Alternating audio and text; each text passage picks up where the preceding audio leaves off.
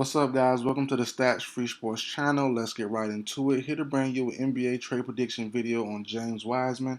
I believe the big man will be traded to the Charlotte Hornets this NBA trade deadline.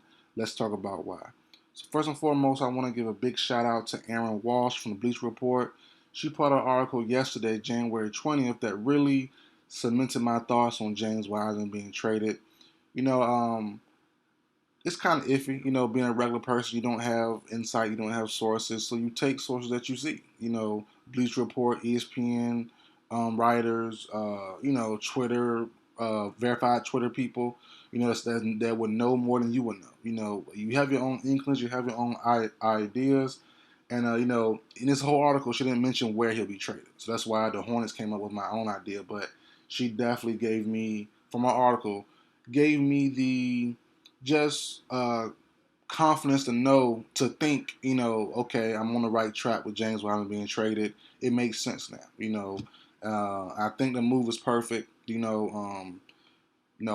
think she partnered with Rick Bucher for this article, and he went around interviewing people about James Wiseman and his situation with the Warriors, and a bunch of people said, yeah, it's time. So reading the article, getting a feel for what people around the league are saying about Wiseman and the Warriors situation, and also seeing with your own eyes about their situation, and they need a backup big immediately. They need a big man with some height, with some strength, with some rebounding.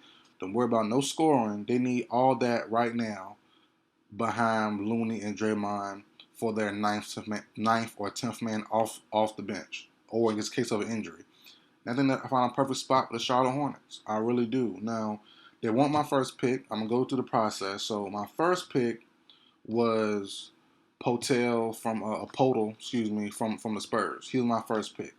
The reason why I can't send him there, Wiseman, I can't go with that deal, was because one, the Spurs reportedly they want like 2 first-round picks for Podol, or a first-round pick and a pretty good player. The Warriors not giving you that, so that's already off the market. The Spurs have him his level, his trade level, highest fridge grease right now. He's reportedly supposed to make about 20-25 million next season. He's free agent this offseason. So, having a guy like giving up a first round pick plus Wiseman, maybe another player packaged on with that, just to get Potel for probably just a rented for a few months, that's not worth it. So that's a no there. He was probably my first option. Well, definitely my first option. He'll been a great fit for that team. Next, Utah Jazz, not Jelly, Kelly Olynyk. Pretty good option. Last year of his deal, but he's not really a strong rebounder. He's more of a guy to have as a luxury. If you already had if Wiseman worked out, you could have traded someone else or packaged someone else in a second round pick or something for the Jazz to get Kelly Olynyk for even luxury stretch 4, stretch 5, just in case something were to happen type of guy. But he's not the guy they're looking for. Shot blocker, rebounder, tough guy in the paint. So, he's a good option there, but not really fitting the bill for what they need in my personal book, from what I see. Now, that's where Mason Plumlee comes. Plumlee fits that bill perfectly. Decent passer. Can go up and down the court in that Charlotte system. Smart. Tough rebounder. Can score points if need to, but not really necessary. And he gets boards. Decent block shot. He's decent at blocking shots. And also, that's the perfect spot for Wiseman. Wiseman going to the Spurs wouldn't make sense because he needs playing time to develop. But we all know Pop not playing there. If you're not ready right now, go to the G League, go to the bench, and just sit and watch for the rest of your career, until your contract is up. That's not going to work for Wiseman, going to the Spurs. Going to the Jazz, they're already good on bigs. Lowry already going crazy. So I'm like, they're already kind of good on big men. They have some decent backups too, some young guys. So it's like, okay, they don't really need him there. There's no point in getting him. And then going to the Hornets, they need a big man. They need a young big man. I know they drafted one this past season. I forgot his name. Mark Williams, something like that. He's cool, but he doesn't have the potential that James Wiseman has. James Wiseman need to play right away. As soon as he gets traded, whatever team he goes to needs to get on the NBA court right away and be unleashed. Do what you want to do. Have fun and get acclimated to the game. Forget about doing the right way like the Warriors and the Spurs if you want to be traded there. Go to Charlotte with LaMelo. The team has no expectation to win right now at all. Go there, learn the game, but also just have fun. Be free.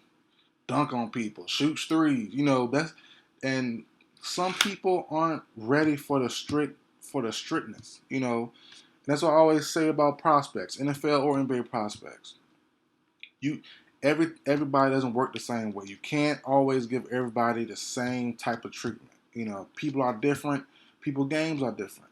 People mentals are different. So I think going somewhere where he'll be free at, he'll have a point guard like LaMelo, he have a system like Charlotte that doesn't require all the strict movements, strict passes. It's like really, hey, do what you want, get your buckets, have a nice night, show some potential. We're probably gonna lose games. You know what I mean? It's not that big of a deal. We're not too serious about it. I think that's the best spot for him. Really to develop, really to learn themselves now.